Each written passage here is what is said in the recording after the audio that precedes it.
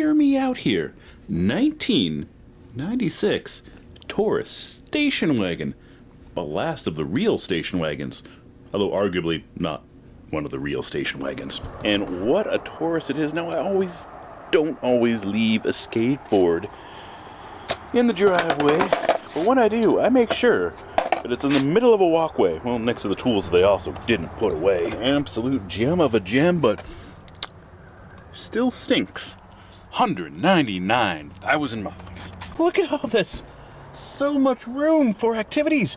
1996, good year for Tauruses and wagons. I would argue that it is. They're not extremely bubbly yet. Just somewhat of a bubble butt going on back here. But as far as harder that you get, this is not a high option unit here. I'm getting ahead of myself, and I always do. First, let's obtain this thing. We're going to the res.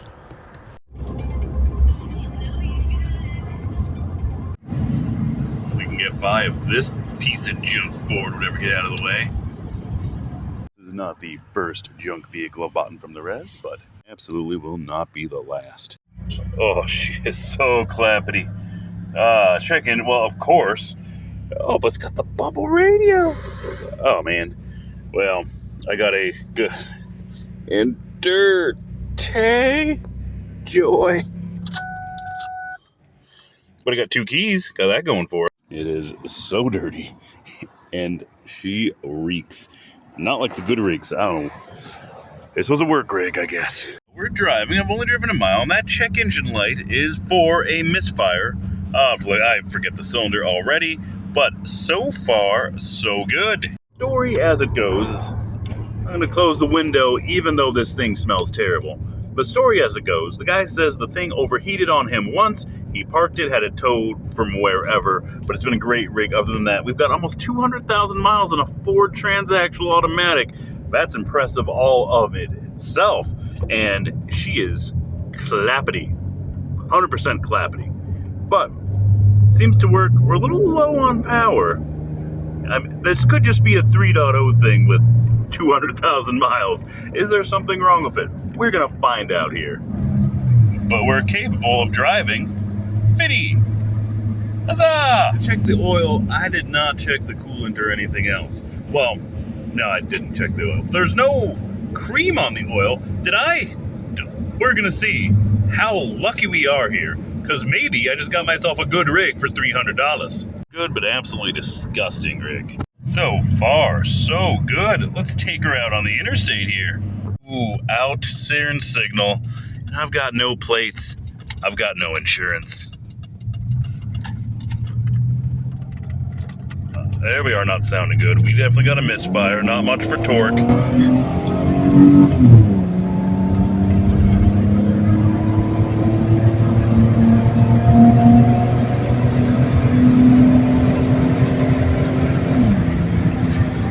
Third, the old Vulcan 3-liter. You really got to give her some beans to get some action out of her. Come on, we got to get by this guy here. Oh, that actually might be it. Not running great. We only got another mile to go. Fingers crossed. Oh, now we're stuttering. Downshift, come on, buddy. Smoke from the hood. Give her the oh, geez. Well, all right then. Well, no plates or nothing. This is great. And now I'm walking on the interstate. Joy. Be a head gasket. This is not the place to look. I'll walk on the interstate. This is fine. Well, we'll come back later. It's got no plates on it. Once the hypo finds it, it's going to get a sticker. They may even call the guy or something, but because it looks like it's abandoned now. But let's get home. Let me phone a friend. We'll do the thing. Birds are going to Ford. I mean, does a bear do its business in the woods? It was actually more of a mile, and then I got to double back, so it's more than a mile. Well. I'm at least off the interstate. Got that going for me. This is like the walk of shame. No longer on the side of the interstate, but on the side of my driveway. And looking at the thing here, we've got some that is that brown goop. This thing got a head gasket in a bottle. Well, head gasket in a bottle. However, no milkshake. The milkshake is not bringing us to the yard here. Oil doesn't look terrible. Standard Vulcan. Maybe that's a little milkshake down in there. All right. Ones are super easy. Let's do the thing. Well, I'll get one of these off. We need 2 hands for this. Well, would you look at that? Someone got upsold on some spark plugs here. These are the E3 things. So that essentially means scam, because if you think that this thing calls for anything other than a motorcraft plug, I mean, come on. To understand that my compression kit is insufficient for even something like this. I mean, how much more basic do we get? The old 3-liter Vulcan. All cast iron, top, bottom, everything. But look at this. We got significant threads there. So this thing, that outer gland area hits, and I actually cannot get this thing on. I've always thought that was a janky way to do it, but that's what we're doing. Go ahead.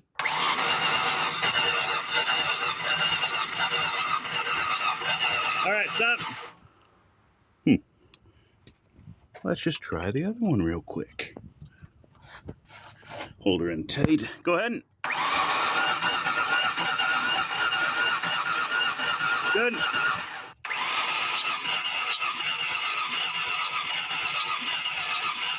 All right. Well, there's your problem right there.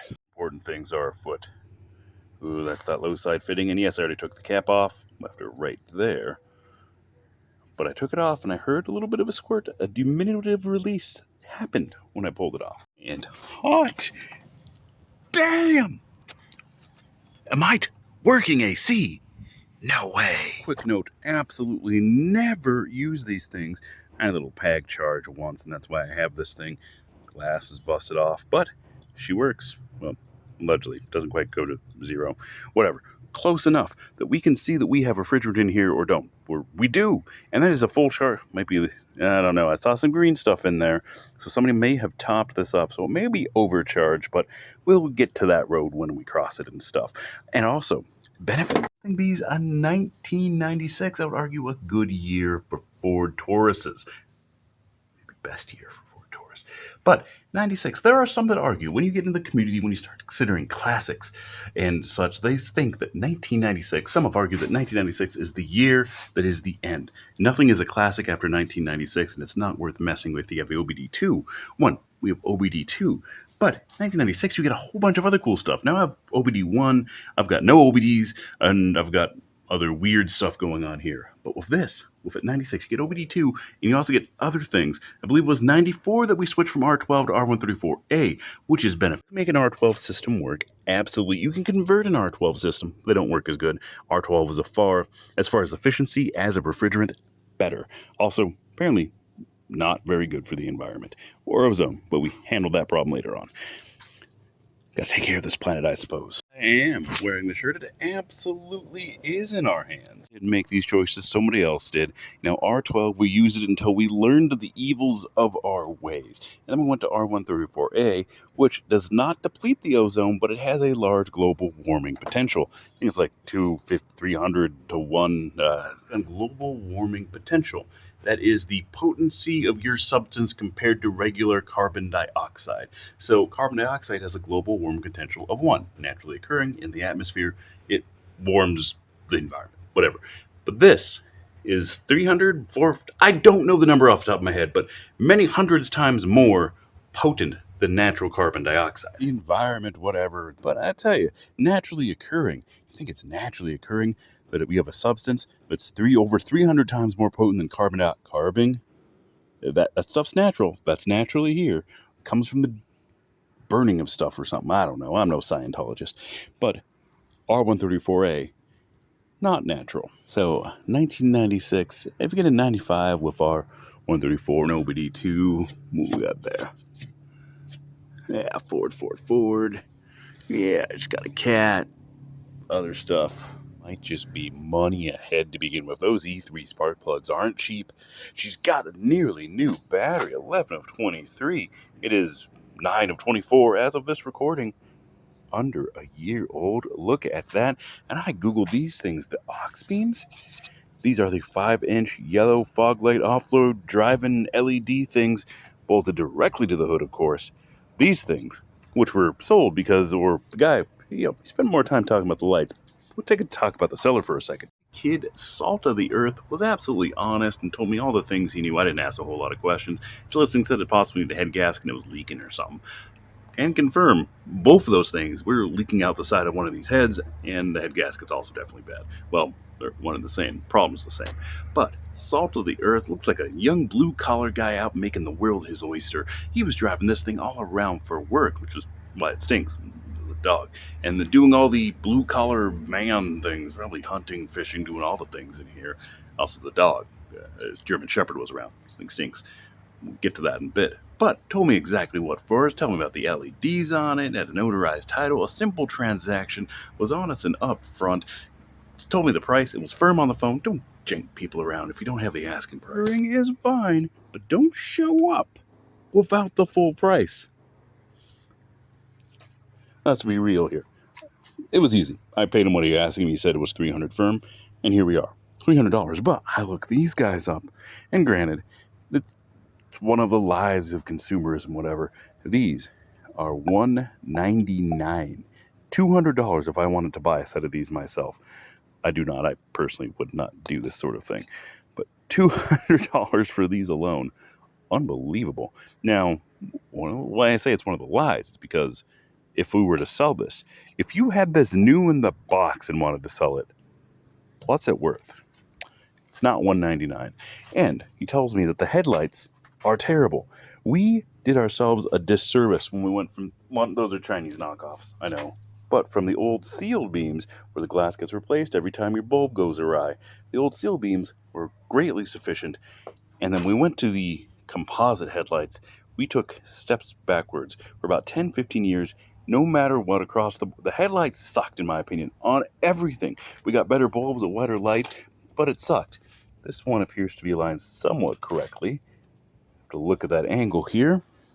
So it had the glossed over original headlights, and it looks like he replaced these with these made in Taiwan.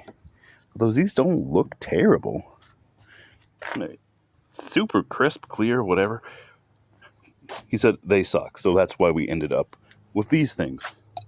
Although also not the way I would have done it. We got wiring going underneath that is the windshield wiper motor cowl stuff vent. We got some duct tape over there. It comes to over here to this thing. Then into there.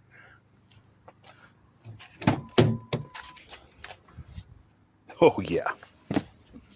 Quite nice. She's cooled down a little bit.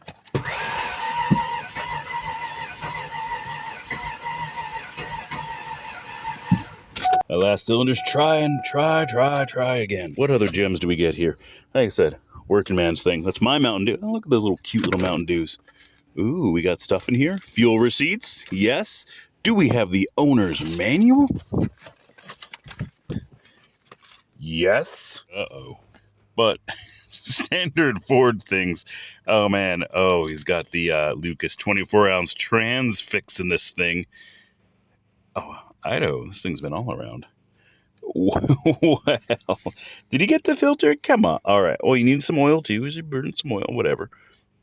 Fuel what? Fuel treatment. I did fuel treatment, oil, trans fluid. We probably dropped the pan. Oh, and what is that capsule that we got there for $48.99? I don't know. We were always nostalgic. 1996. Not incredibly old. Why don't we make them like we used to? Well, for a good reason. One, this is a quality vehicle. I like it, and I like the Vulcan V6. It is a good motor that's easy to work on, and it's pleasant, and all things are well. But what is covered? Let's talk about warranties. This is expected. The warranty is 3 years or $36,000. Well, shoot, I'm out of warranty. But if you get yourself Well, that Clean Air Act catalytic converter is good for 8 years or 80,000 miles. Everything else 36, 24,000 miles, not very long at all. Get a little bit longer if you get in California view. Now we cover tires. Two different books here. Can you even get Uniroyal tires anymore? I believe General Tire is still around. But for your warranties, 12 months or 230 seconds. Now they do mileage, but we don't. I looked through both of these. There's no mention of miles on here. I believe it to be less. Tires want to last longer in mileage, but last less long in time. They dry rot a lot quicker. Something about Congo, South Africa. Rubbers, they say. Would you look at that? We're getting out of track here. Back to this. Ooh, the bubble unit. Something. So much space. Oh, a middle seat here. Seating for 6. Now, you could get these with seating for 8. Now, quite dirty. There's that light business. Might clean that up a little before I dump it. Show you the bench seat up in front. Stick shifts and safety belts. Man, I need you right here next to me. And now we can. Look at this bench seat. And look at this darn roomy interior. I meant it. So much space for activities. The seats were down, and that's dog ear that fell between the back. Here we have tires. Now, these things are pretty cool in that we're locked. So the latch broke. Pull on this. That's the arrangement. Ooh, a nice GL. And it comes with a whole other set of tires. Speaking of dry cracking. Oof, that looks pretty bad. Good on tread, bad on those. Do we have the right size? This thing costs for $205.65. 15. Excellent. It comes with those. Wow. Look at all this space. We really like our aux beams. Now, this is working now. However, the window's not opening. Might have to look at that. But the window opens separate of the hatch. Super convenient. I'm not going to make this a 10-part video, whatever. Doing one video, regardless of how long it takes. Let's take some things apart. We're going to get these heads off. We're going to inspect them, see if they're still true, and etc. Look for other damages and whatever. And then we're going to order our parts. Now, I've already looked on the Rock Auto, the usual suspects. We can get a head gasket set for $14, which is ridiculous. That includes head gaskets for both heads, of course, intake and exhaust gaskets, and there's a few other small ones. Oh, valve cover gaskets, too. I think it has the exhaust gasket on there for that as well, so getting her on. Then we also need a new set of head bolts, which is another $14. So $30 plus shipping. I mean, for $50-$60 to the door. I haven't checked shipping yet. We're looking pretty good. So, one video. Next clip is going to be a new day. So it's going to fade to black, whatever, then come back up, and we're going to be tearing things apart. Oh, it is the GL, the base model. Pay a little extra for this bubble back here. No third row seat, disappointment. But let's get under the hood of this.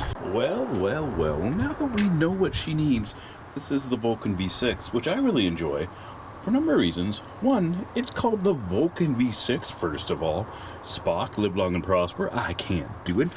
But we know that we need a head gasket. That don't look too good. I enjoy these for a number of reasons.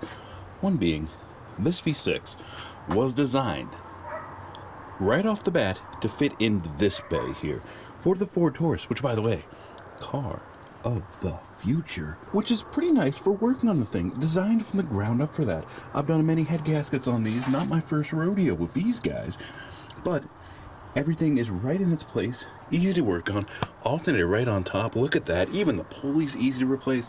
A little bit cramped there. As far as serviceability, 10 out of 10 on these guys. Especially a job as deep. I wouldn't say deep, but like it's just one of the things you got to do. Especially a job like a head gasket. It is, which can seem daunting, can seem difficult. Purposely, as far as head gaskets go. As far as the complexity, there's easier ones to do it on, like those little Hondas, whatever. But this, as far as V6 head gaskets, easy. Dry intake, comes right up. 2-part intake. We'll get to all this in a moment here. Well, let me give you a quick rundown of how we're going to do this step by step. There's a few of them. One, we will read no instruction manual. So we'll start on this. Coolant needs to be drained, and it may have, I don't know, it may have burnt off its coolant, so maybe that's the easiest part of it, maybe. Intake off, but first we are going to start removing some wiring.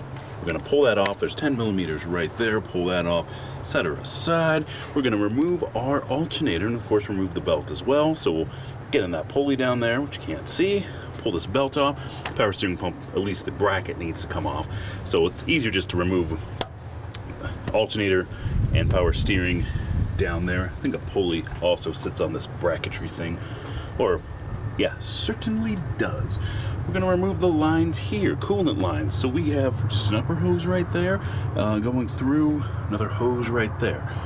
This little breather line also gots to go. Fuel rail's got to come. Convenient clip right there. Just pop, boop, whichever bracketry's coming. That return, oh no, that's the regulator. That's the main regulator, or what is that? Is that the fuel regulator? Well, it's got to go anyway. So easy enough to pop off. Rail comes up. I mean, we're just going to disconnect it and pull the rail off. Set her aside. You know, maybe on these, I think I can just unbolt her, pull it straight up, just set it aside. I think that would be good. Then, get back here. We've got EGR back here, Joy. That's got to come off.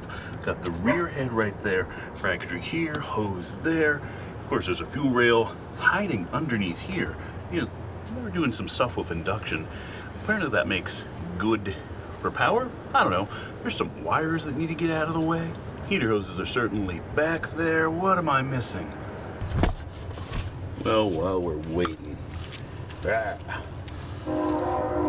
get those nice and good. It'll also be pretty smokety once we get her off. We're in the bottom ones. There you go. Oh, I gotta get under there. Oh man. Well, let us go over the things we will need. Here, a metric. You know, it's mostly metric. It's not that Ford-like. There's metric on here. Metric socket set. That is the 1/2-inch one, and of course the Harbor Freight Specials. Do not let them mislead you. Old Pittsburghs are about the quality of the new Icons, in my opinion. Because I've got both. Of course, need a 3/8 set as well. Make sure it's as rusty and waterlogged as possible. We got our screwdrivers, flathead and Phillips here. Extra points for there being isolated electrical. Nothing makes a difference. The pick is going to make easy work of things like that. I mean, that's right in the front, whatever, but easy work of that. First, get that hose off. We'll deal with antifreeze first. Dry, crusty, and no coolant in it. We may not have to drain coolant at all. I'm lowering it below the head here. Of course, intake's got to come off, or intake hoses here. That. Ooh, air intake sensor right there. Look at that. Why do I bother to get the clip if I'm not going to use it? Why is this hose clamp falling apart? I mean, that works for me. Pliers are needed too. Now, there is a special tool for this sort of thing, and I do recommend you get it. Obviously, I have not. This, the light. I'm not a fan of how the install is done. Whew. One hose off. Made in Canada. A mark of the beast. Vacuum this out because I want to put bolts in there. How convenient.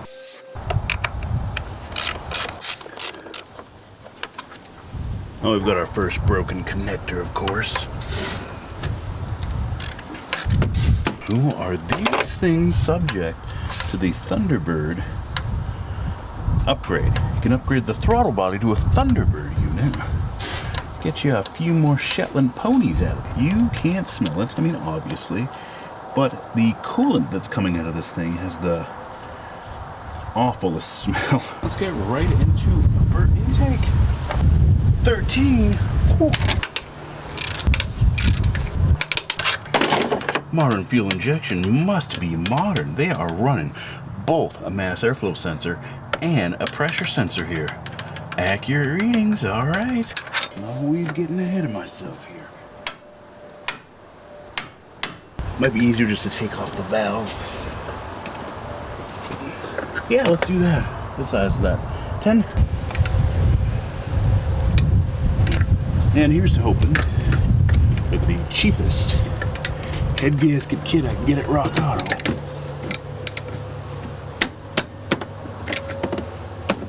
has the jar valve. For my next trick here, lower intake. So, fuel rail's got to go. I think we can just, we're going to undo that, toss her on the side. We got some 10s down there, undo those, toss it on the side. And then we got those big, what are those, T25s? I don't know, we'll find out. But once again, there's quite a bit of this. Take the butcher's word for it. It is what it is. You really need me to undo these bolts? I'm just telling you what we are doing here. 90s Fords, nothing's terribly difficult, but the wiring they used, not super brittle. I've seen worse. We're going to get by just all right. Got that out of the way. Open up that in the back. Now, what is that, a 5/16 that we're using? This fuel rail is coming off. Even hot out here, but here I am baking under, well, it kind of is directly under the sun. As you can see, it's hot. It's moist, some would say. Any videos where I'm not moist? So, this bolt with this nice little this wire management tray is bolted on right there onto the valve cover. Now, we can get these fuel rail bolts out. Oh yeah. Doo-doo. Remember? Because I need to remember these long bolts with the washer, fuel rail. Pull in the rail. Nice little pull up. Oh, and she's dirty under there. And that can just tilt to the side. There we are. Now this can move up. Actually, as I recall, there's not an easy way to disconnect that. That just got to go up. Maybe we'll zip tie it to something over here so it's out of the way, at least physically. Let's look at these T's now. Got my torque set out. Look, there's a T45 right there. But little floppity. I don't know, might be a T45. Of course we're missing the T50. Of course. Empire of Dirt operates. Would be as so lucky. T30. Oh, man. 27. Plus and minus of these junk tools. Or I say junk, but they're pretty good. They're so cheap. We got a T50 right there. Of course, I'm missing, the T25? Oh, well. Let's roll with this, and maybe someday I'll find that T50. The T50s are the right thing, but we got to get this valve cover off first. Looks like there's a lip that mounts into the lower intake. We're going to vacuum this up. Well, this thing is pretty disgusting under there. Pretty gross. Now this all is, of course, going to get cleaned out again. Oh, it's coming across nicely. This is going to get the wash tank treatment, of course, but we'll do our best to keep junk out of things. Guy Ford, there's a retainer on those valve cover. Nice. Actually, we'll use the proper workbench, which is the hood of a Volvo 240. We've got our first peek into at least the upper guts of this guy here. Not too bad. No loose rockers. Well, you know it's a push rod motor. All iron. Beauty. Absolute beauty. So, let's carry on. There's those T50s. Gotta clean that out a bit. Gotta get that valve cover off. We'll skip some steps. I removed a valve cover. Can you trust me here? And I can trust you to not dumb down your intelligence. You don't need to see me loosen the bolts. I'll show you. We should go live on one of these things and just do a one take, whatever. But I'll show you that. Is that what the people want? I thought brevity was important. And we're off. A quick little inspection here. Looks and feels fine. All is well. This was a great investment. Let's get this cleaned out. They are pretty grit. Damn near ready. Lower intake. Been pretty good. It's time to say goodbye. I need the breaker bar for that. I don't know how much torques we got in these things. It's aluminum. Barely any torque at all. Amazing. Look, let me get this second one. It has the same torque as the first. Barely hand tight. But I'm just doing this to show you how little torque is on this. That's it. Practically hand tight. Well, now they certainly are. It seems like I'm rushing. It's because I am. Because lunch break is about over.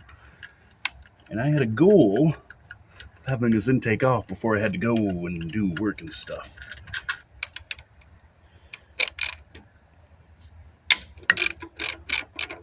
The lack of torque this thing was affixed with probably should be concerning. All right, what else do I got here? Heater hoses, got to get them off. Joy. Don't want fishing, look what I got. It is crusty. We have to clean this up really well. But, oh, and we're leaking, of course. That's not oil. No, there is oil. So this, a wet intake. So you got coolant up here. Let's do, is this reverse flow? No, thermostat's up here. Be a standard flow. But, so the head, the intake gets the coolant last. Peek down into the galley here. This is all somewhat gross. Oh, hey, there's our knock sensor. Is that our crankshaft position sensor? I'm going to say yes. Looks to be so. Well, we are most of the way in here. Exhaust manifolds over there. Gots to come off. Of course, these rockers all got to come off. Now, how precise is this thing? Now, I have done this before, and maybe there'll be a story time or something about the time that I was married to a psycho. It ties into this and why I wanted this specific car as well. I used to have one just like it. It does matter, but it doesn't matter. And that I did it. It was run and gun fast. I had a day to do it. I was stranded in a different town. So this vehicle that I was repairing was my transportation back. And so I reused the head bolts, which you shouldn't do. This one will get new head bolts. But also, I don't think I bothered with positioning of rockers and or push rods. I don't think I did. What a beaut. Push rods. And of course, we have our valve lash tippets right there. I wonder if this is a roller. Is she a roller? Well, we don't even need to get into that. So we do not need to get into that. We need to pull the rockers, get the push rods out, get the heads off. We got a whole rear area. Now, when I talked about ease of service, I meant it with these guys. Everything is just brilliant on these things. Brilliant, I tell you. I got to disconnect that. This connection here, and this whole harness can kind of fold out of the way. There's a connection down there, but we'll disconnect that. Beaut. Absolute beaut. The harness can get out of the way. So much room here. They made this easy for you. Have their faults and their troubles here. I'm not going to scream the accolades of Ford, but this is a gem to work on. There is a difference. When you're working on something like this, the 3.0 Vulcan was made for the Ford Taurus. Like specifically made for it from the ground up so that there could be fewer compromises and serviceability built right in. I believe it was one of their motto things or something, but serviceability built right in. There's nothing that's out of place or janky that requires a difficult job on something else. This is just beautiful. It's not like working on, say, anything with a GM 3800. A great motor, by the way. Excellent motor, but it's going to need some service. Your accessories, your power steering, your water pumps, things die, and they need to be replaced. That's all there is to it for you. But with this, the things are in the way. They're janky. You've got to remove a power steering pump to get to your water pump and this and that, and there's no room to work on it. You need a special tool because it does a claw's foot, whatever. That isn't the case here. You can do a head gasket with hand tools in your driveway. The right way with hand tools in your driveway. No compromises. Well, next clip we'll carry on. There's going to be a break here in between for me, but for you guys, with the magic of things, will be exhausting. Start with that. Exhaust, alternator, this bracket does have to come off. Alternator comes off, the power steering bracket at least moves off because it is bolted to the head. I'll probably leave it in place. Be easier just to remove these things. At least get the alternator out of the way. Already got the wiring off for it. Continue technically another day, but here we are, taking more things apart. Expansion tank out. That gives me easier access to that adjuster bolt. All right, there it's going back. That was a 15, by the way. 15, 13. Maybe. There it is. Give this a good once over. Is this the right way? You do need to remove this whole bracketry and everything. Get out of there. Get. By pulling off these extra pieces, you could learn things such as Yep. New idler pulley. And also, I believe, a new tensioner. Well, the bearings of that, not too bad. Now, for the head, I think you'll only have to lose this one bolt, if I'm thinking right. Got it all. Alternator out, easy enough. The idler pulley out. That was a, well, it's actually still on the thing. Oh, I think she was a big one. Is that a big one? Not an 18. Smaller. So, we've got the 2 bolts holding that on. So, one more bolt there. It should come right off. And actually, we just need to move it a little bit so we can get the head up. Amazing. This one, not even tight. Finding a concerning number of bolts and studs in this thing that are not tight, like those intake bolts. That other bottom one might be harder to get to. You know, I had in mind simply to just slide the head off that way and then remove the bolts for easy installation later. Or studs, excuse me. My goodness, even that crusty bottom one. You can see her come there. Kind of hard to do one-handed, but it's coming. Can you hear it? There it is. Beaut. Absolute beaut. Don't lose that. Well, that makes it a lot easier. Now, this head is ready. Yes! Exhaust manifold off. Soon, both sides. Then, rockers. We'll keep those in order this time. Push rods. And then we're ready to unbolt this thing. Yes! Up. Exhaust manifold off, as you can see. Now, rockers, next one.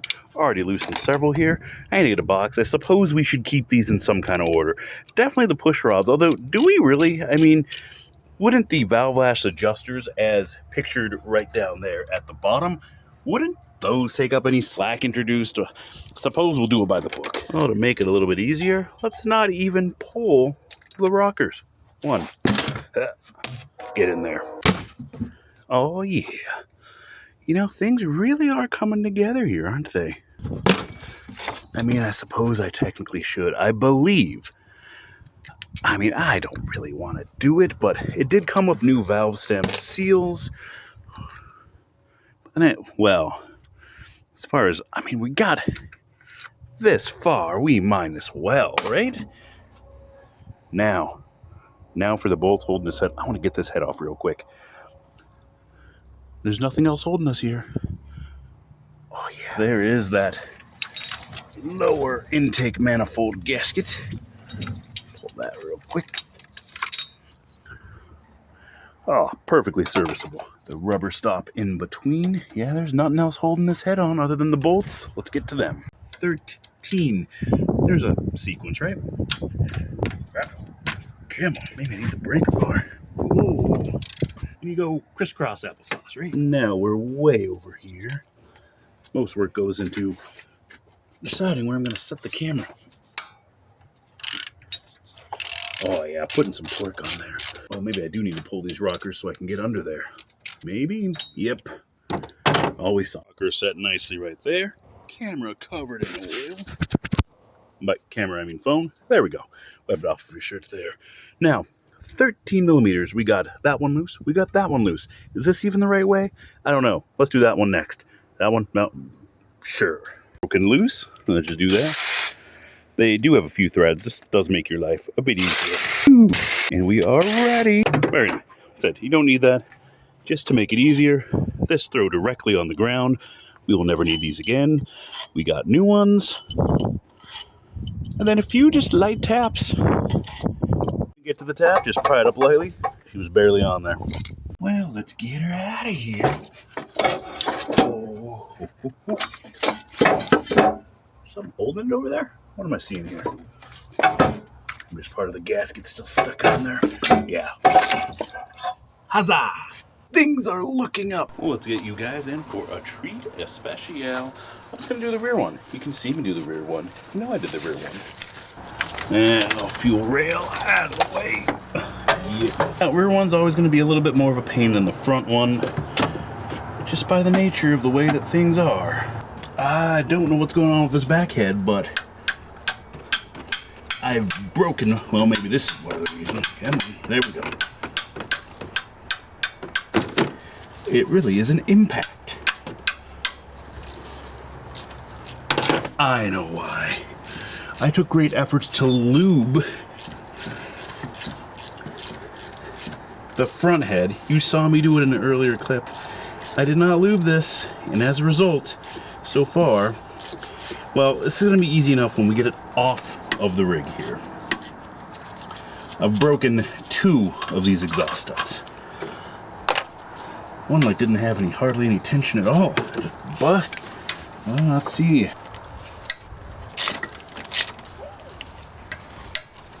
Good for our purposes any longer. To the bolt bin they go. Who knows what uses these will come to in the future. Alright, more exhaust gasket. Where is our failure though?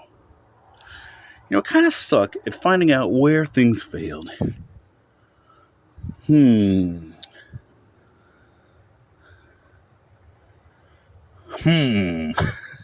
don't know. Let's keep on looking, huh? Looking for something between the cylinders. That's where you would lose compression. We're gonna have to clean these out real good. This will feel down in here, nice and smooth. No obvious evidence there. Let's pull her off and check the underside.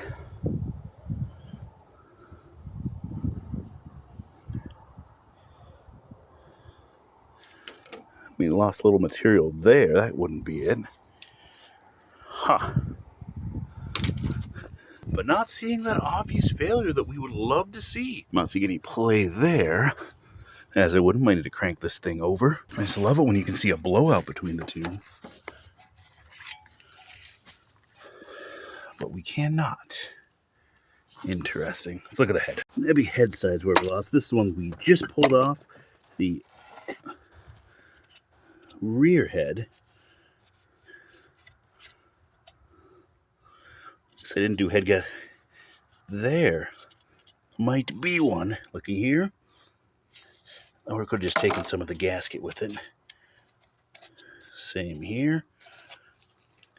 Looks crusty in there. Now let's look at the front. Same thing, maybe. Maybe.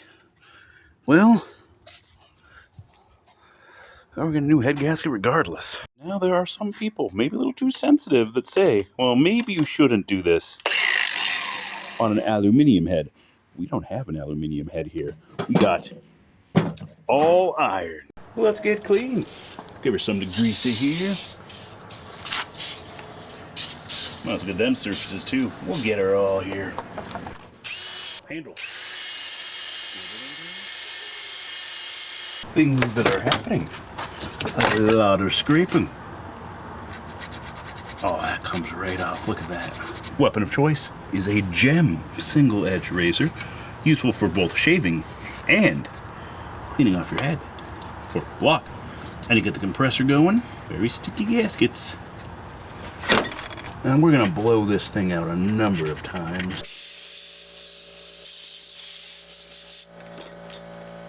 Well, we lucked out here. Simple. We had two stuck.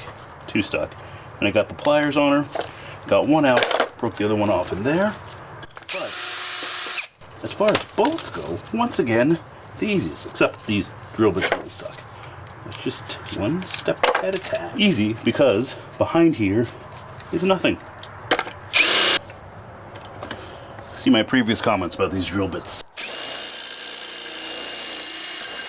The time we're up to the drill press. Found suitable bolts. This is one of the substitutes here. No need to clean anything or not have a mess here. I'm going to leave that in, so otherwise it's going to be lost. Drill press. First, I have told you this before. You only get one set of these. Two-handed operation here. I've already oiled it. Oop, a little off.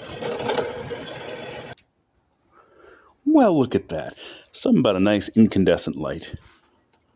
So, this does not meet OSHA requirements for locking out the unit because the lockout is at the point of contact. That's where it needs to be.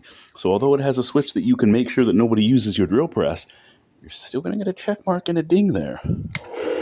Now, let's try this. We're going to take it slow with that drill bit. It keeps on wanting to get a little stuck in there.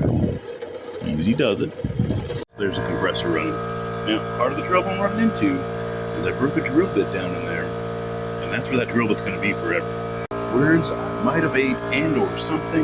This is cast, you can't really weld it. We can maybe. Therein lies our problem. Oh, we got a few of them here. We can even get that out. Man, that is on impressive. Oh, we got a few problems. Geez, why can't I drill this out? Hey, would you look at that? Got the bolt out. A little much there? Well. Would you look at that? Huh. Interesting. So this one is a little bit longer than the original one I had there. So what we're going to do, I mean, it only needs to screw in. It only needs to sit right there. We're going to weld a nut on the back. Or try to. I mean, this is thick cast. We're going to be fine, right? Have I failed you? And I look busted up. Well, everything's busted up. But have I failed you? I was starting this and I was doing this to do things allegedly the righter way. Now, I could doing things the righter way, and I could screw around with drill bits all. Maybe I just need better drills. I've got a Harbor Freight drill press. I'm running also a Harbor Freight that was a concrete drill that I was trying to do earlier. No bueno, and of course the Cryobi junk, whatever. And I should invest in higher quality things. Today, life led me in a stop to Walmart where I found drill bits. I'm like, certainly these have to be better than the usual suspects. They were not. I could not drill anything. But, I'm drilling a hardened thing. This is, these grade 8s, I don't know.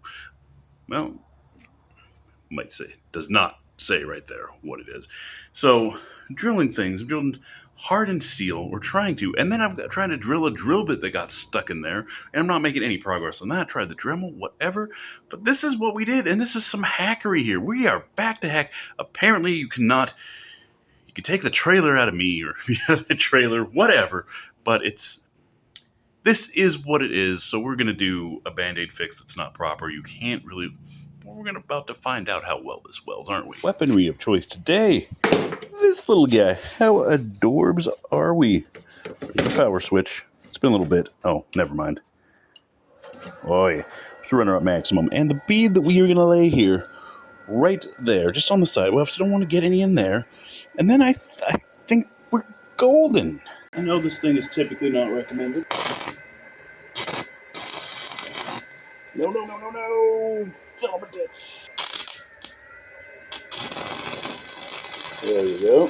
Talks where they're like ladies. This is why you need a blue-collar mechanic-y man, whatever. And they're like upside down and their hand is finally threading in a bolt. Oh, hands rough. It's not that I particularly care about my hands. Obviously, I'm not wearing gloves out there. Destroy the sink again. And this is the pumice, whatever. It'll get the job done. As it gets. First of all, this is not that complicated. You're not a contortionist, whatever. And also, dirty enough and crusty. By the way, listen. Sandpaper. Oh, I could do myself a pedicure. What I'm saying is, one, you're blue collar. Everybody hates you. You're a mechanic. People hate you even more. I'm in this for the love of the game, not things that don't exist, which is valor or attract. I don't know, but at some point. The point was, I don't really care. This is not from... Maybe I should be more concerned and actually get gloves on, but I'm about to open up the package for head gasket. It's disgusting and still stinks despite earlier efforts. But look at that. Brand new head bolts. And here is the head gasket set. In here should be everything we need. Well. You open this thing, you better know what you're doing, because return period apparently has expired. Look at that. Good guy. Velcro? Yeah, she's Velcro. Good guy Velcro. It's got the straw. So in here is the straw you need to install the valve stem seals. Not every kit comes with them. So good guy. And these are the valve stem seals. I'm not doing it. What else we got here? Ooh, EGR seals. Quite excellent. We'll be needing them. We have... What are the rubber grommets for? I don't know. We'll find out soon enough. We have this goes on the lower intake between the galley and that intake for a sealing. We'll set there. More O-rings. Huh. No, no. Maybe they just came in a kit.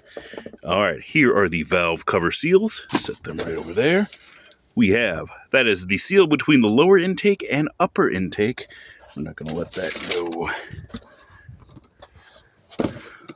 For the other side of the galley and lower intake. Exhaust gaskets.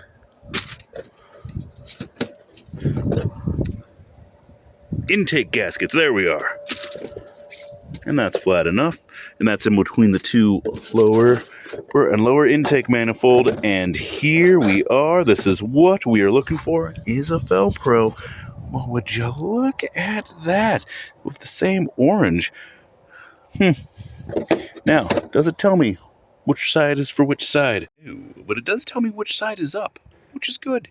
Now, beautiful, also good guy Ford. Well, it says which side is up, which is excellent. Yeah, man. Just tell me which side goes which direction. Small hole, big hole.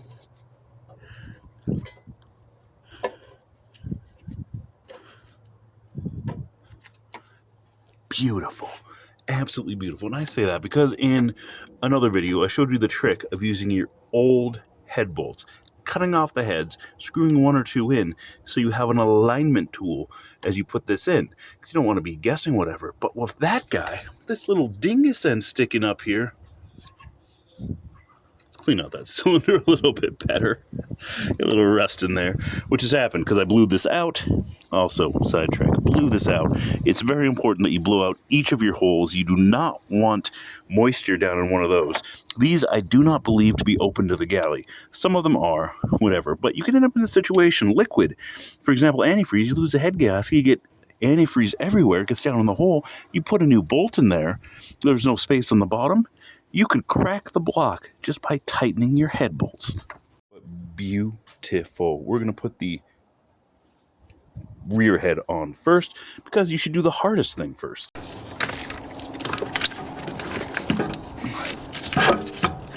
Right on the dots there. And these things come in a bag, your head bolts, and you want to keep them in a bag. Because the torque, these are torque to yield bolts. And the thing to know about them is torque to yield bolt are about getting a consistent torque. It's less important on a rig like this, quite honestly. Here we are. Because this is iron bottom, iron top. But they come in a bag like this for a reason, to keep contaminants out of them. More important on aluminum heads. You get, with iron on iron like this, you can get away with some egregious sins, we'll say. So you will need a torque wrench, which we do have. We're just going to hang it tight. And we're just going to seat them first. And we're going to seat them all. Like I say, iron on iron, you can get away with some sins, some torque sins. So I'm actually a little bit surprised that torque to yield bolts were used in this application. Because that is why we use torque to yield bolts. See how I couldn't get it in? This one is a little bit tighter than that. It's not about getting more clamping force. It's about getting a more uniform clamping force. These bolts, I mean, everything with enough tension and enough force is elastic. And that includes these here bolts. Because they stretch. It is a similar concept to a torque stick, which when run with your impact will only take so much torque. Now look, I can't quite roll that one so easily. Either there's grit, some kind of contaminants. Like I was saying, in a perfect world, I'm wondering if they use torque to yield bolts from the factory. I don't know. That's an honest question that I'm asking you right now. Because the function is that they stretch. It limits the torque. So the torque spec that we're going to get on this is, I don't know, I'm going to have to look it up real quick, but it's some foot-pounds, and then it's a few turns, usually like a 180 in steps of 90 or something like that.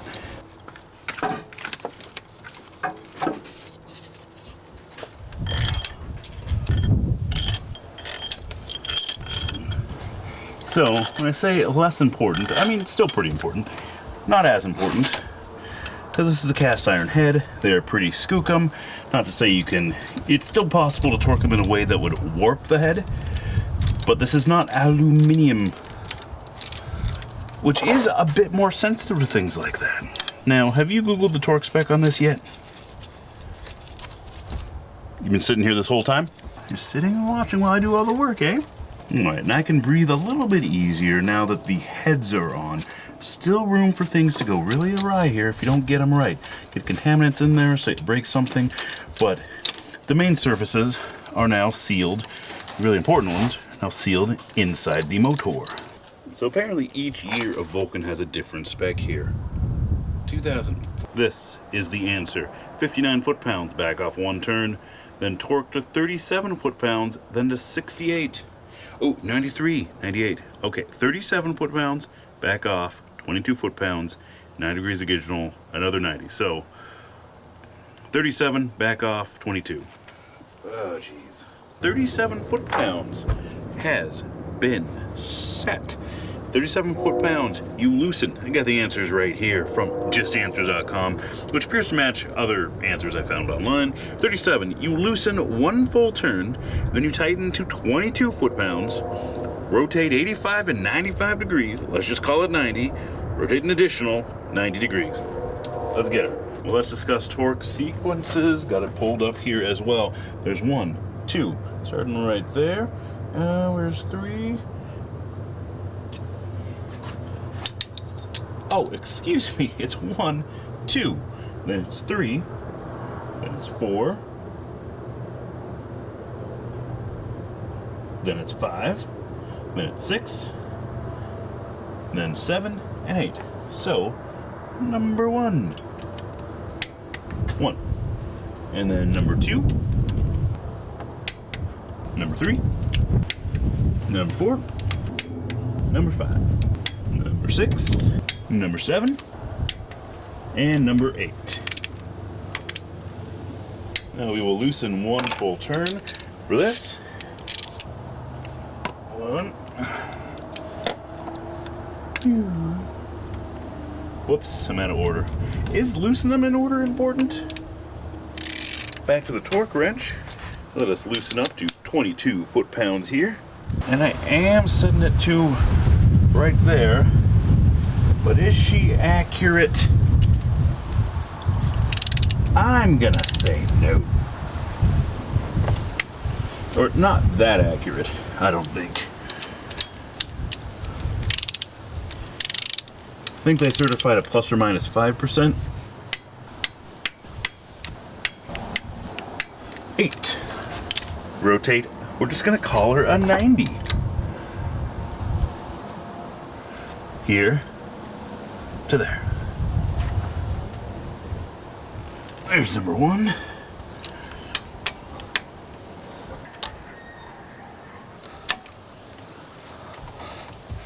And 8. Then you start over. 90 degrees again. Oh my goodness.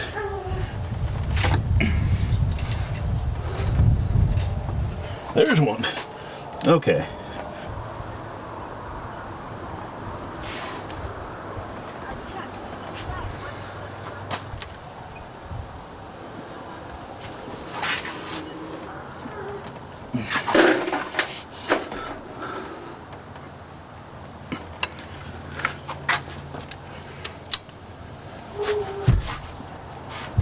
Oh, jeez. Oh, that's not good.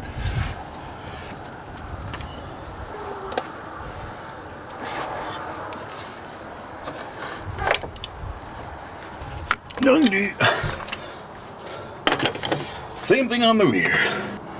Now, I'll have to do a time lapse of the rear. Or something. Let's get the rockers on real quick. I mean, we are right here. The rockers. And these bees are the push rods. You notice a little hole for oil right there. This is the space age way of doing this sort of thing. That's yeah, that's where she rides. I need a 10. I wonder what that torque spec is on these. Maybe we'll find out someday. And they are all going back the same way they came out. I'd have it no other way. We are methodical and organized here.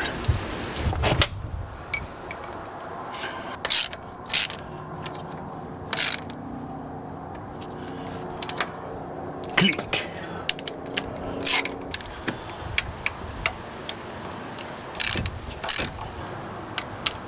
Hey, let us see where we left off. Kids are inside. We have first-year students of flute and saxophone. It's a good time to be not in the house. Learning instrument, just like learning this.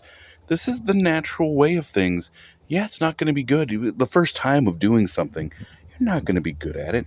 It's a learning experience, and it's a fun. The journey is worth it, and that's where we're at here. Let's get that bracketry on. Oh, I forgot where those O-rings are supposed to go. I mean, duh. We'll replace those. Get the lower bracket on. Lower intake on. Bracket, then lower intake. That's where we're at. Well, let's get this bracketry on. And that was a stud. To at least make our lives slightly easier. Which one goes which way? One side in? I don't know. Does that go on the block? Or did that side? And let's do us up the old double nut trick. And I guess I'm not understanding the idea of using a stud instead of a conventional bolt design. Seems like that would serve us well here. I'm sure there's a reason, I just don't know what it is. I've been training for this all my life. For that intake, we have these little ears here. Here we go. So on the other side, oh no, edge goes down, so that was the right way. How wonderful. Good guy, Ford. These are those lower intake gaskets.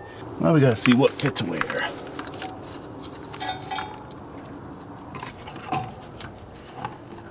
So as you can see, that's not the way. Let's flip it. Oh, and that is the way, and look, it even sits. Wow, amazing. It even sits right there. Beautiful, absolutely beautiful. All right, look at that. Those little ears right there sit perfectly where they need to be for an alignment. Amazing. Here we are at better, at least cleaned up the mating surfaces a bit better. Or as better as I am going to deal with.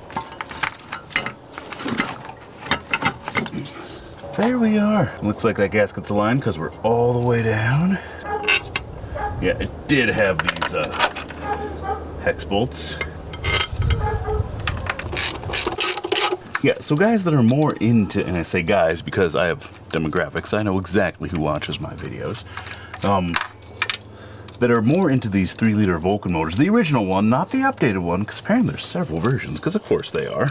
So the 2-piece intake operation here. Other than casting ease, because I don't know a whole lot about material casting, but it's easier to do 2 smaller pieces rather than 1 complex one, I assume. Upgrades, compatibility. I know on the Focuses and Escorts there's not a hack, but a mod for the throttle body. You take it off of a Thunderbird. Is there something similar on these guys? No. Intake gasket. Oh, beaut. Set you right there. And confusion on the O-rings that I had earlier. Let's pop these old, well, that one's easy. Look, there's a little chip broken off of that one. Uh-oh. I found it, but it was broken before I pulled it off. You know, tech has come so far, or not at all. Assume she's a Bosch unit. Similar, not identical. I think we're going to be just fine with a slightly cracked thing. I mean, that affects the spray pattern, right? doesn't it? Now, every single one of these is busted up a little bit. And they were busted this way before I got into her, which is leading me to ask if this is not the first time this thing has happened, I don't think. It's perfectly fine. Everything's fine. You don't worry about it. Shazam! Look at that. Few rails on. Let me put the bolts on. None of that on. Now, I, for a reason, now this is probably not the right order, but I want to get the upper intake on because I always worry about something getting dropped down there and us having a really bad time at life. We don't need to make our challenges any harder. Let's get these bolts on, get the bottom on, all will be well, or the top on. Now for some intake in action. Set our gasket nicely right there. And here we have the uppers. Let's see, what are we holding up on here? Man, went the wrong direction. Start with that. These were some longer bolts. There's one. Let's see, get that aligned. These are the bolts we got. Got some long ones here. So that's not right. Get back over there. Longest ones. Assume we're gonna go up right into here. You see my metal? Oh, I am on metal. Look at that. Would you look at that? Just look at it. This big one go to. Could it be? Well, that would be weird. Not to say that's not what happened here. I'm just saying it's a little weird. 13s. Keeper. Now, if I remember right, and I may or may not, this bolt is the way that it is because something else bolts to the top of it. Good guy for anyone that's worked on these type of things before knows that these groove gaskets, although it makes for a good sealing surface, is kind of a bear to get in. You see, it's already popping out, but look at this. Positive retention. There is a washer on the bolt or some sort of retention to the thing, which makes this easy, especially on the back where it's kind of hard to get to. Exhaust manifolds on, and yes, I skipped showing you. I mean, take my word for it. Need to find that piece, need to find some hose clamps. There's a piece that goes right there that I gotta find. Plug in some sensors. Another valve cover. So, quick tips on this. Jack it up a little bit with your jack. Goes right underneath the thing. That's easy enough. Get her up, get her aligned, rather than fighting it. And I got a front bolt in first, then I went to the back. And also, pro tip, if you should do this, I'd recommend, before you put the upper intake on, hey, I found that piece. Before you put that on, you should get that exhaust manifold on. It'll save you a little bit of a headache. I mean, it was doable, but now, factory spec electrical tape was there, or duct tape. Let's get some hose clamps. Let's get a valve cover on. Let's carry on. It's coming together here, and this is just absolutely beautiful. Now, I've asked before in this video, when did Ford lose its way? And apparently, I need a deep socket 8mm to make my life a little bit easier. Always some. But where did Ford lose its way? Serviceability is built right into this, and this is oh so nice. Other than not having a deep socket 8mm. Or do I? I don't think I do.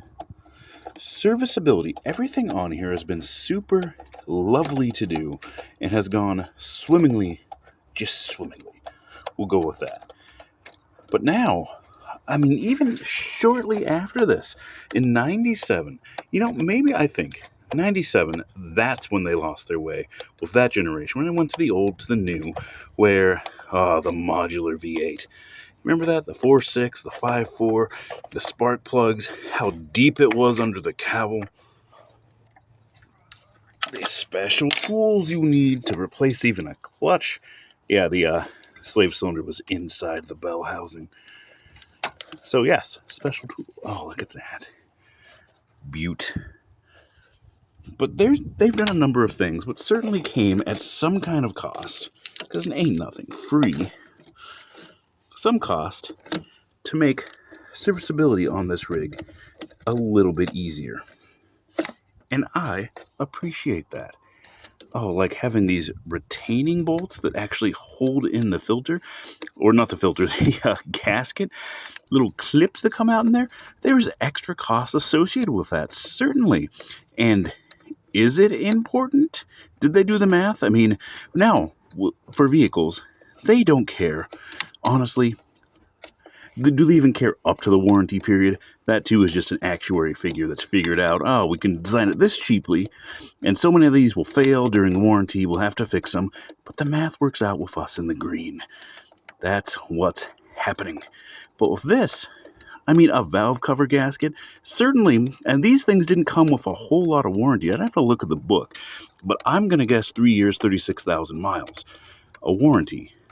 Will this valve cover, as it sits, leak in 36,000? I don't think so. So, there's serviceability, there's thought put into this beyond the warranty period, which is just so refreshing. So wonderful. Good guy Ford, but good guy Ford now, not so much. We've got some mighty sins to cover up here. It looks fine. I'm just going to say it looks fine. Either the gasket for the upper intake to throttle body was omitted from my kit, or equally as possible as I lost it. Or I left it out, the wind blew it away. Hard to say. I don't know. It's somewhere. Or it's not. Now, put these on 5/16, I believe. Yepper. Not a 9mm. Of course, this is a Ford, but then again, just like on the Escort project, like, comment, subscribe, or go look that up. Not really a project, though it's going to become one because that motor is shot. Is that how much? There's a lot of metrique on, well, more so on the Escort, less so on this, which is, I guess, to be expected. I mean, this is an American clean sheet design here. Put the transmission dipstick back in before I forget. And I do need to invest in some 1/8" deep sockets. Grounding. It is important. Very. So much. I mean, we got this upper intake, but it is electrically isolated because it's got a nice insulator gasket there from the ground of everything else. So, the regular chassis ground. So, the thing needs its own ground. There's a bunch of sensors in here. What do we got in here? We got one throttle position actuator thingy. We've got a throttle position sensor. We got a map sensor back here. All sorts of sensors. These are the errors that happen when you work at night and you try to work quickly and you try to get things done in a rush. All right, so apparently these are, I don't know, what are those? Why is there these two hoses coming off the EGR? Temperatures? Pressures? I don't know. But I do know that I got one of them caught in the valve cover. Now I wonder if I can just loosen the bolts over here. Just pry it out. I don't know. And I gotta find a bunch of vacuum lines. Where did I put all these vacuum lines? There's 2 more down there. 1 more for the EGR. Oh, man. Let's get our tensioner up in here. Maybe. Tight quarters. Now, there's 2 different size pulleys. I don't know which one goes to which. I suppose we will find out. Not a 13. Interesting. And where's the other one? So we got the other pulley. Did I lose a thing? Oh, no, that's it. That goes. Yep. It's got this special bolt with a washer end. How would you look at that? Now, let's see. Do we fit up here? I believe we do. Oh, yeah. Now we're familiar, but that needs to be replaced. Well, at least it's up top. Easy enough to replace these. Let's work on belt routing, I suppose, is the next thing. Well, we got a lot of things. Let's get some water in the thing. And yes, I am running straight water. Whole gallon. I'll let you burp. We need to flush the coolant when we get to that point. One final look through, and like I said, 98. And it is time. We are about 98% there. I'm missing a hose here. Hose there to there. Breather? There's a nice cover that goes on that. We'll figure that out. I don't know where that connector goes. Got to research that. What did I miss there? We'll find out. Got all the vacuum lines hooked up. Got the sparkulators. Yeah, another guy says it that. I got to make up my own terms here. Looks like... Oh, hey, look at that. That's a washer sprayer. Good. Well, now we know what that is. Excellent. The lights. These things... I've mined out the wires because what a mess here. If we choose to keep the lights, we're going to do it properly. As in, not right now. Let's get a battery in the thing. Let's see what happens here. We're running out of that 13 volts down here. So I've got a separate charge controller for charging batteries off of my solar panels. It turns out I charge enough batteries that I don't want to pay to do it. I might be dumb. Remember the conversation we have about not having a set of these and having to use that tiny wrench underneath there to get those valve cover bolts on? 8 mil right there. Beaut. One final look through, and like I said, 98%. We're there. All right, let's do her. All right, how much water we have in here? Oh, we took a gallon. Oh, wow. Also clear our work area here. Volvo 240 hood, the perfect workstation for the sake of the excitement of starting the thing, which is happening about now.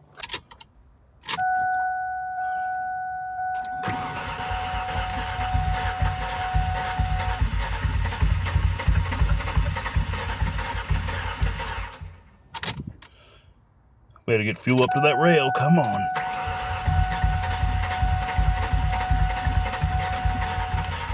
Florida. No difference. What the heck's going on here? Come on. We got some spark. Little fuel.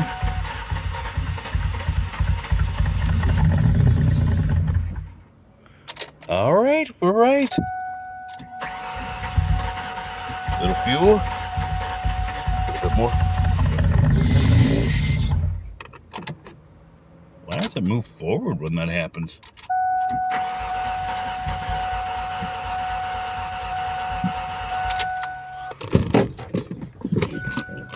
And why is that belt squealing? Why are we squealing? I hear fluids rolling around in here. We could give you some encouragement here. At least it's easy to do. Probably shouldn't. You're gonna run good now.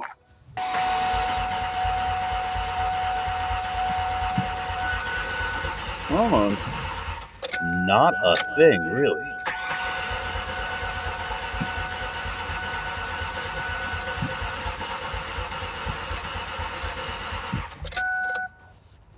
So what the heck do we got going on here? Now, it feels like nothing. Try me a few times.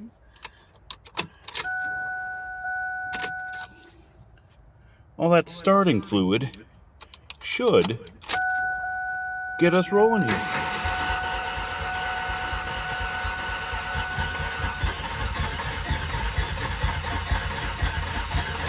Did I flutter?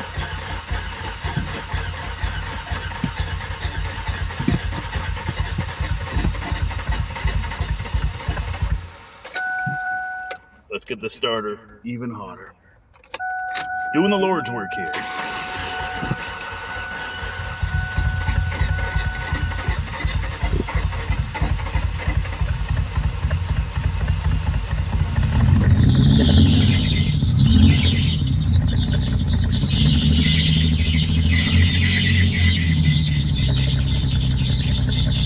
What the heck is that?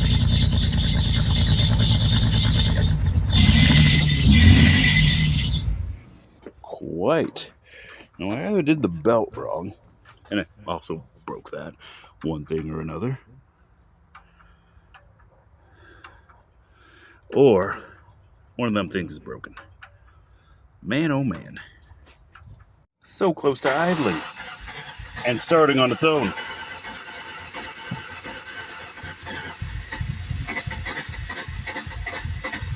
And there's that belt squeak again.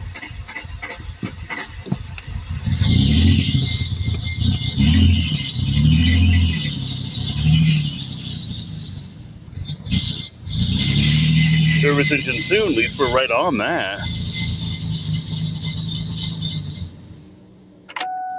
Off we go. Well, not really any tension. Let's pull the belt off. Alternator moves.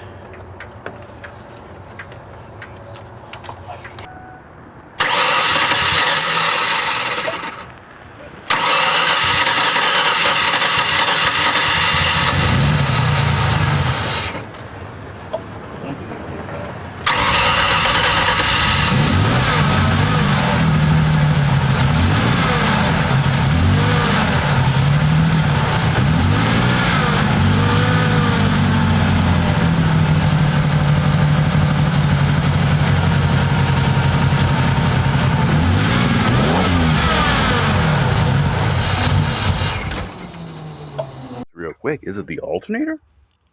You hear that? Maybe we figured out idling. Earlier, I had a heck of a time getting the temperature sensor up in there. I still need that hose. Where did I put that hose? Maybe just block it off for now. Well, that little hose wouldn't cause too many problems. Yes, it's a big gaping thing into the intake, but it's in front of the butterfly valve. But it's not metering right there. Maybe it'll idle this time. And will my engine still need to be checked?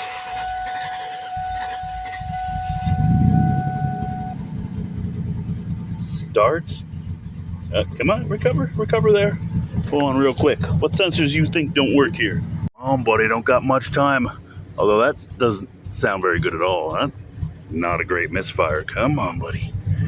Oh, hey, we recovered. Now what are you doing? 2K, eh? Just get me to the codes. Come on. Crankshaft position sensor. Oh. All right. Well, that makes sense. What's number 2? Come on. Idle air control circuit. Yeah, we solved that. Okay, makes perfect sense. All right, now to shut her off.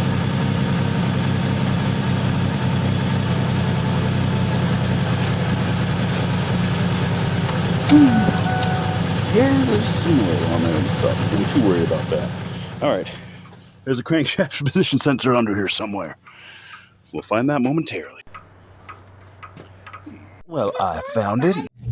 Well, we're discussing naming the car, and here we are on the road, and that temperature immediately goes way up there. Discussing names, I've been advised that I need to advise you in the comments, what should we name this thing? We could go hot tamale because, well, maybe it needs more than a single gallon of water, and water only. We'll get it clean. Well, it goes up there. I hear cooling fans, so that works. I'm gonna shut it off so we can cool her off and get some more water in her. Perfect key holder right there.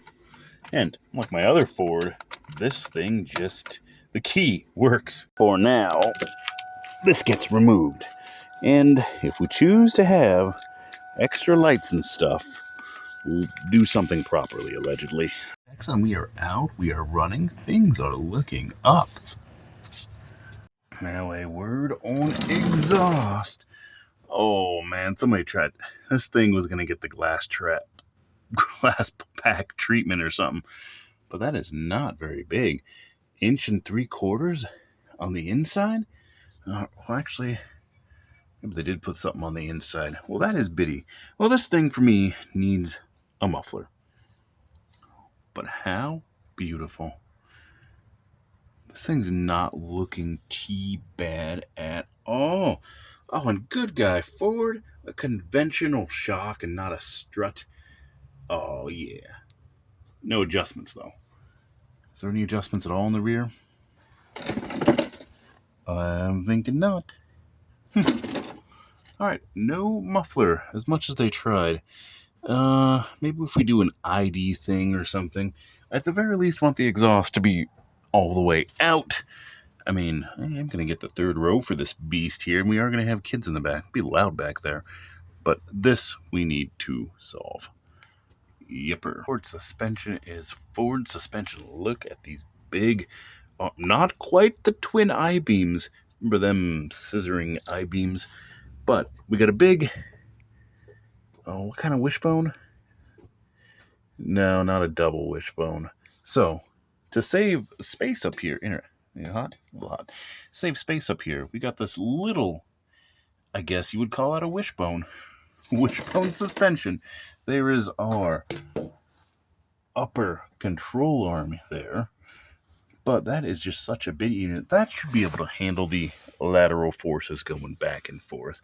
So, why is there this piece here, seemingly to control front to back movement of this? I mean, you got this big piece, and might be needed because this is at quite an angle. That is about half the width of the vehicle. That has a couple inches for the mounting point there. But interesting. There is the. Is that like a radius arm? Remember the twin I-beams? You did have those. And, so there's some heritage here in how they're doing this. Like I said, not quite twin I-beams. If it was twin I-beams, it would come all the way across the arm and would bolt on the other end. They say they're very strong. Let's see here. We got our sway bar. Excellent. I do wonder if this little piece here was an added piece for the wagon, because this thing is expected to hold more weight here. But as far as front to back... So I'm going to be honest here. The misfire and the odd fire makes this, and the lack of a muffler as well.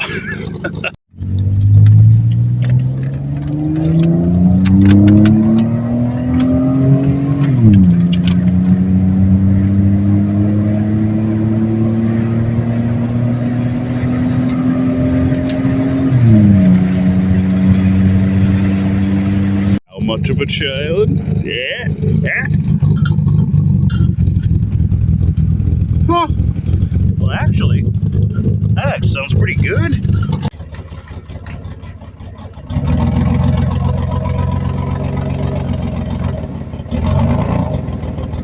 As you can see, too loud for my taste. Not excessive, even with no mufflers on these things. I mean, you have to have an abundance of compression in order to make a lot of noise. I don't think we're there. Something like this, which I thought looks good, feels good, whatever. However, too loud. Here's where we're at. It's the Cherry Bomb straight pipe. Cherry Bomb people did not skimp on the paint. Might not even need that much over here. Our exhaust pipe, I'm going for a 90-degree setup, and I think it will look good. However, these are very close in size. Okay, we are almost there. If I grind that edge off a little bit more, I can just chamber. Or actually, the only reason it's fitting is because I've been not so great at. I'm not doing level grounding, and also these things are not completely round. I haven't dented this thing. Why does it look like that? Tool of choice today is the titanium. Can't afford a Vulcan. Damn near Chicago Electric, made in wherever. But, woo!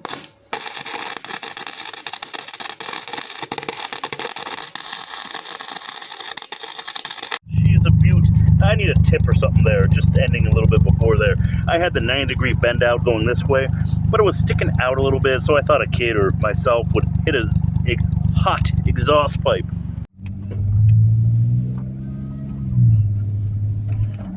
I actually like it. Now, let's see. The question is going to be, does it pop like a glass pack ought to? I don't think it's going to. It's way in the back. Air has slowed down since then. But let's see here. Let me get you the info here. Ready.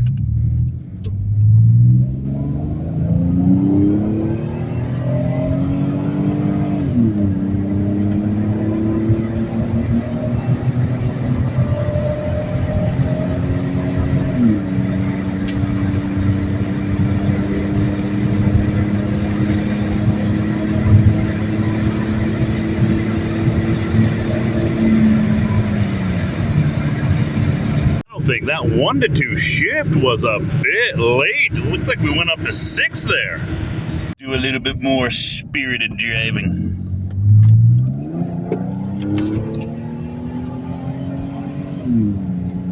We hit the red line there. We didn't go too out of hand, but When I floored it, I felt it shift through every single gear. Clicked out of overdrive, clicked out of lockup, down to third, down to second, down to first. Ford, you and your transaxles. Earned yourself an editor's note. I mean, it is Adobe Premiere. This thing's coming out soon. But the engine earlier foreshadowing, well, we actually have two things of foreshadowing. Maybe I'll do another editor's note when I get back to the final editing for that. But the engine was overheating. But of course, on these, you have two oil coolers. You've got an oil cooler, then air to oil cooler, and also the transmission through the radiator oil cooler. And if your transmission gets too hot, it can overheat your engine, or at least get it toastier. And that is, I believe, exactly what we were having in here. The transmission was overheating, not the engine, but of course it does raise that temperature a bit. So when I tried to take this thing over a mountain pass, you can guess what happened. Now we got to our destination, which was about 3 hours from us. Not a bad drive, whatever. But the pass, and we got to where we were going, and she puked all of her fluid. That is to come. Things are bound to happen. We're in the zone. The story as it goes, getting a little hot. We got her into town here, starts puking ATF everywhere until she's completely out. So I gotta buy ATF to even know where it's leaking ATF. $40 pour. This is getting expensive. It's junker business. You will know us by the trail of our dead. And we're gonna add some ATF. Does not sound good. I need to use a flashlight here. Sounds atrocious, but not currently leaking. Funny luck, we're just low. Again. Gallon in her. That sounds bad. Now for moments here. Now I think it is a check and park arrangement. Still dry. Huh. Now we're getting back into the zone. Because it runs a whole gallon and we're still low. Wasn't even reading on the dipstick. Clean spot in this entire parking lot, which means it's an AutoZone. Shouldn't surprise anybody. Well, let us see. Is there drips behind me? It's hard to tell. Of course, I get in the dirtiest parking lot. Let's get under the thing and see what we see. Dirty, but no new drips. No way. Okay, I don't know how. All of our ATF, this thing would not move on its own at all. All of it. Gone. Questions to be asked? I was hot dogging her a bit coming through the canyon. We're averaging 95-ish. I shouldn't tell you that. We're averaging speed. We were going with speed. And everything got a little toasty. Not too bad. It got hot-rodded up the hill. You saw her get right up, kissing the red, as evidenced here by the picture. And then, you engine brake going down. You cool everything off. Engine braking, of course, cools off the engine. Not the transmission, even though they're connected, literally. Where are my cooler lines for this bad boy? So, did a hot transmission cause a lot of my maladies here? Or my heat maladies coming up the thing? Maybe. Was it low on fluid? I don't know. I didn't even check it earlier. Why would I? I mean, these Ford Transaxles are a finicky bunch, and if it's working, you don't touch it. But here I am, going into the thing to get $30 more of ATF. Also brake fluid, because I guess I'm low on that too. Well, I'm still amazed that we could lose that much fluid. And then I put new fluid in, and she's not leaking at the moment. I'm just going to do a couple quarts here. We're going to start off the procedures. It's up to temp in park, not in drive. You're adding brake fluid, which you should never do because brakes are a closed system. If it's low, your pads are done for. But I just tap her off to the max. Lucky guy I am. It breaks down. It barely crosses the alley. And there's a guy working on his rigs. He's putting an LS into an old bump side Ford. And first I was like, well, the Ford people are going to be mad at you. Who cares what the Ford people says? This is what the Ford people, whatever. But just joking with them. And I've been having a lean load. I've been having an issue. And of course, there was an EGR flow code. So I pulled the EGR so it would not open up. Getting off in the weeds. We'll get this done. But he just has a hose, and he just did a hose. This one had split and was a tremendous vacuum leak. Probably running hot. What? Now let's start it and see what our fluid looks like. Run her through gears. These reverse. Beat. No overdrive.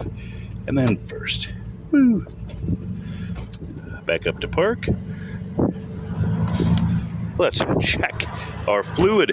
It's still making a noise, so I hope that, yeah, I actually hope it's so low because it's still making a noise. Really? How much fluid does this thing take? Keep on putting it in until it stops making a noise. Or at least on the dipstick. Don't add if in crosshatch area. Or at least on it now. Hopefully I didn't overfill and just got to go down the tube a bit, but we'll find out soon enough, won't we? I think that means we're good now. On the lower side, but we got cold fluid in here. Well, hot transmission, cold fluid, it warms up pretty quick, right? We're running the fans pretty hard. Interesting. This thing. All right, looking dry. Yeah, buddy. Well, let's see how she drives and such. Got this thing open. Let's do all the things, I suppose. Oop. Getting at 20 weight 50. This thing is low again. Well, all right. I mean, half quart low. We're good. We're good. Looks full. I don't know. Maybe it was running lean and I got a vacuum leak, making it run a little hot. Maybe the transmission was making everything overheat. Maybe I should run an EGR. I mean, it does cool temperatures, they say. Last ditch efforts this morning, updates, found a code for a speed sensor that was no bueno. Cleared the code, and now I've got first gear back. Very nice. So we're trying this. It stops leaks and hard shifting. Let's get me with the leaks. Darn, this is thick. There. Oh, jeez. Can't grind the gears when they're covered in goop. My goodness. Oh, and sticky too. Well, last ditch effort. And you know what? You know what? If this transmission survives the trip and is still serviceable, I think I got to get the struts rather than carry an appropriate stick. Of course, I haven't done that either. It's wishful thinking. I'm just trying to motivate you, bird, here to survive this journey and actually get us home. Getting a rental doesn't seem fun. We have 300 miles to go. Come on, buddy. Takes forever. Now I am overfilling it with this. It was at the appropriate level. All new flow with it and a little overfilled with the Lucas. Well, I'm sure it'll kick out whatever it needs to. So I think the solution is to not speed full. I made it. About halfway into the journey, but we're at least this far. We're idling. We are apparently not puking any fluid. I parked over there first. No trail of the dead. Let's see here. Proper level.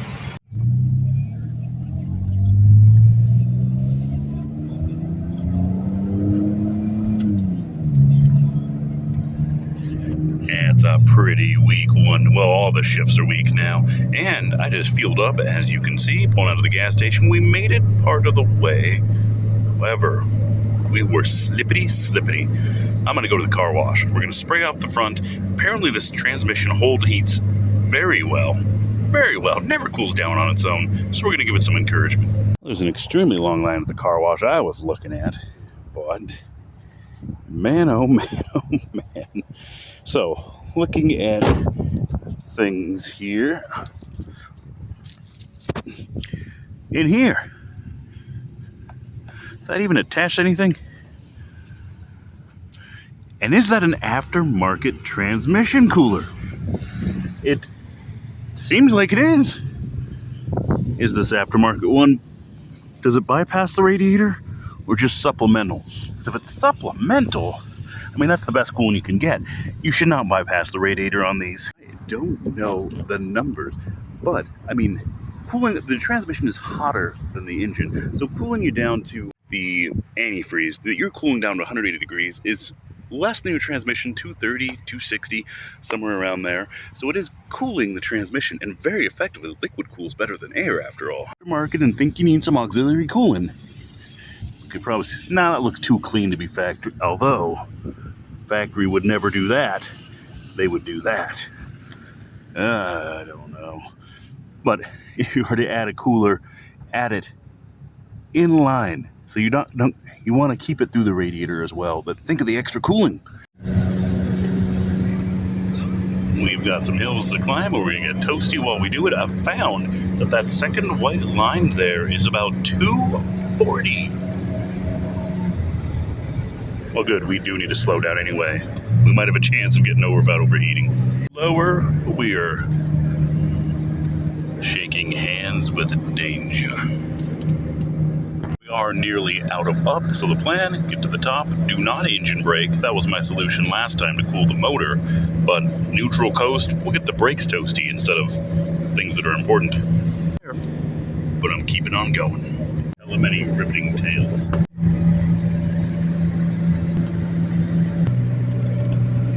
Oh yeah, now maybe we can cool down. Just coast. Just use the brakes. We're gonna cool right down. It's going to be fine. Getting better.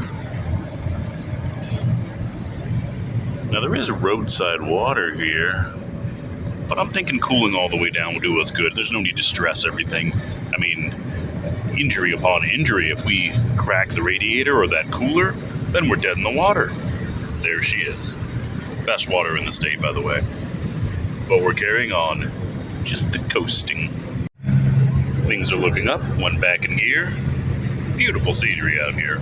Well, sometimes we gotta take omens, we gotta roll with things that you know. I knew, you knew, everyone knew this is a piece of junk and this shouldn't be. Florence coffee leaving the wrench in the happiest days of our life. This thing is leaving. This guy messaged me, he wanted to do payments. It was like I DoorDash, I just need a rig to get around for a bit. I can do 200 now, and I'll do the rest 300. I went down to 500, started at 650, then this window business happened, then I changed my listing to go down to 500, and I was like, I'll tell you what, man, I'll tell you what. You get 300 now, and it's yours. I don't know how to deal with payments or no BS or nothing. Ugh, you know, I've never really disliked a vehicle. Come on. We just got to get into you got to run once. Okay, I should be pepping you up. You're going to a new guy who's going to take good care of you and handle you like you should. You need to run long enough for that. Use the phrase, the buyer's always right. Your faces that say that sort of thing always leave out the second half. In matters of taste. Which means if they want to buy a 1996 Ford Taurus station wagon, you let them buy it. Not my place to tell you that DoorDash is a grift. You're actually losing money at this because you've got a $300 car to do it. That, you know, it should run. I don't expect anything. This thing is so cursed. I was at the Florence coffee drive-thru. I turn it off because it's got a glass pack. It's a little bit loud. I was rolling with it. And so then I get my coffee. A bling. 24 ounce bling. 4 shots. Creme brulee. We got the white chocolates, the mochas. We got the other flavors. We got all the sugars. And then I go to start the thing. It cranks. It seems like it's going to start. It's puttering like it's going to start. It doesn't start. What in the world? So, embarrassment. I'm right up next to the drive-thru. I've got to put my bottom out the side of the thing, and then baristas are helping me push it out of the drive-thru, and then it starts as if nothing was the matter and never did that problem ever again. I could tell that guy this is a bad idea. I could say this thing is a piece of junk and it could not start in the Flowco drive-thru. Could say those things. Could say, well, maybe it's leaking transmission fluid now. Is this what you want? I mean, but for $300, it is what it is. That's a junk car. I am technically breaking even.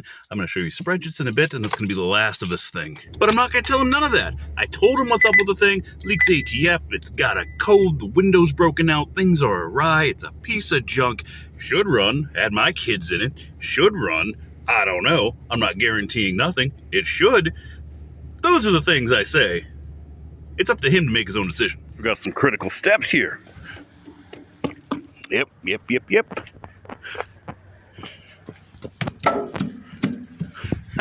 Ain't going nowhere. I always go to abandoned office buildings to shoot my end clips, but when I do, you know it's going to be hot. White abandoned. Oh, so many chairs. And, we have offices of Christmas decorations here. That's our numbers and our spreadsheets. And normally I would say I'm $300 richer, but that is not the facts of this case. I bought it for $300. I put a head gasket in it. Then I sold it for $300. It makes this quite stupid. I could have just had $300. I do just have $300, just with a whole lot of extra steps. is a spreadsheet for a different vehicle entirely, for the 94 Ford Escort, which is a gem of a vehicle. And as you can see, we're keeping track of all the fuel we're putting into the thing, including notes there. Yeah, I put lawnmower gas in it once. Well, it was end of the season. I'm not going to burn it this winter, so we tossed it in there. That's what was going on. We got all of our maintenance here. Oh, I did a coolant flush, oil change.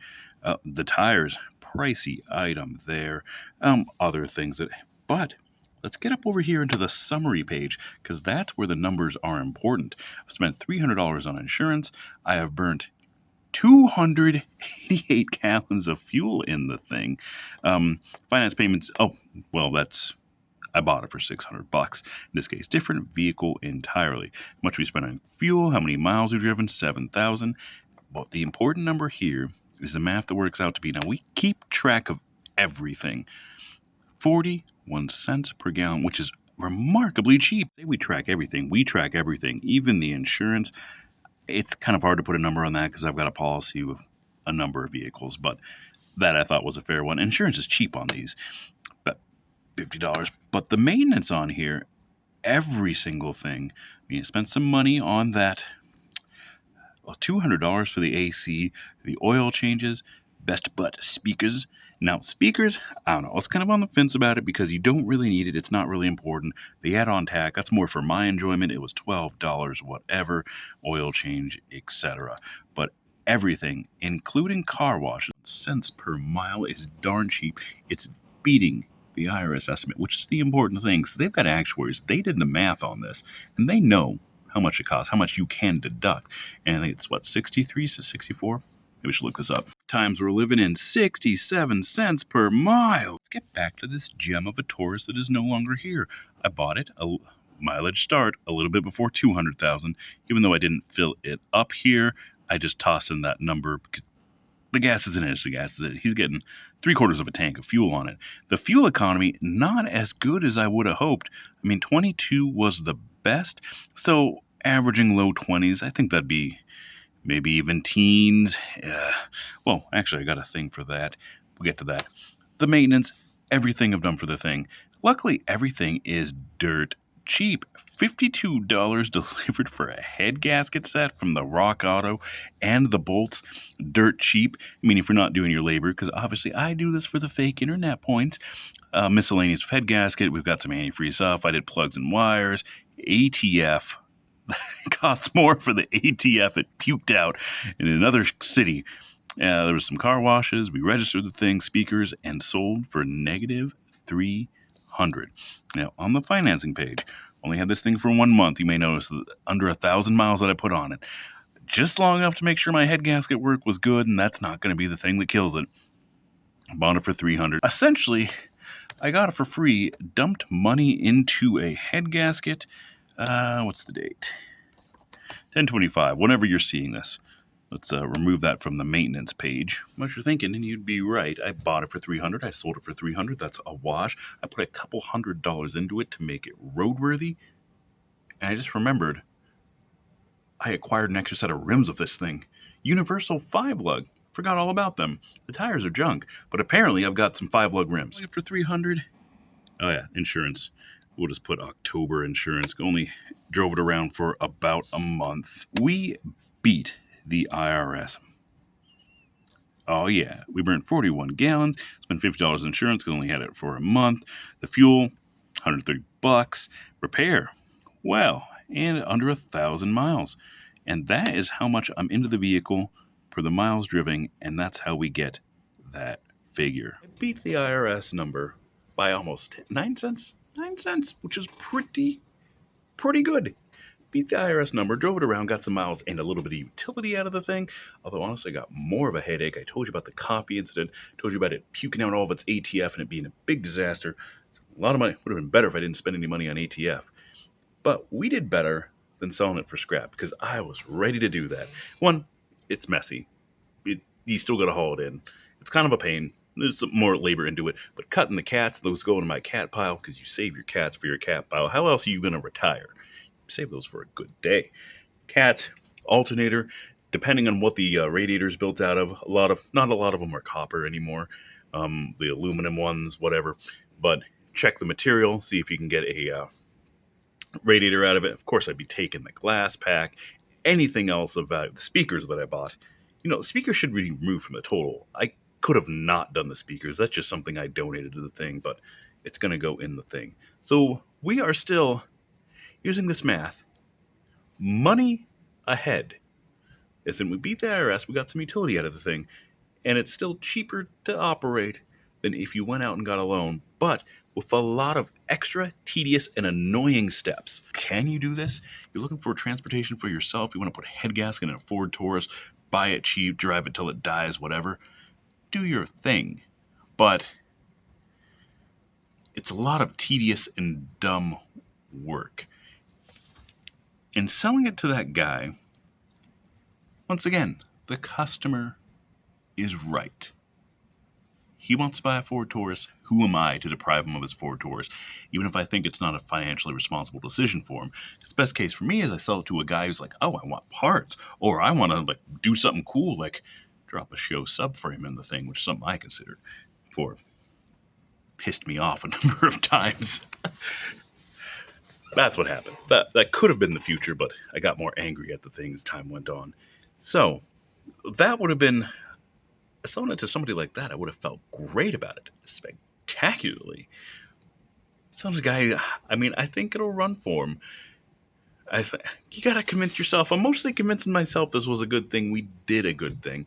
Because the last thing I want, which is why when I flip a vehicle, this one would have been a better flip if the back window was thing and things went a little bit better and the transmission wasn't sketch.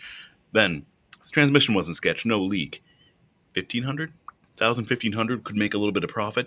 But this is why, when I do that to a vehicle, I don't just do it. It's like, great, it runs. Onward we go. If I hadn't driven it around for 1,000 miles, if I hadn't gotten stranded in a different town, the Floco thing, never figured that out, then I wouldn't have known about the transmission. So at my own cost, because I really hate selling cars. It's the part of car ownership that I dislike the most. Hate it. People are always dicks. And this guy's different. The guy was exactly where he said it would be. Came up to terms that I thought were pleasurable. And good kid. Young kid. Always the young kids with these. Bought it from a young kid, sold it to the young kid. So it went to a young kid, once again, with extra steps.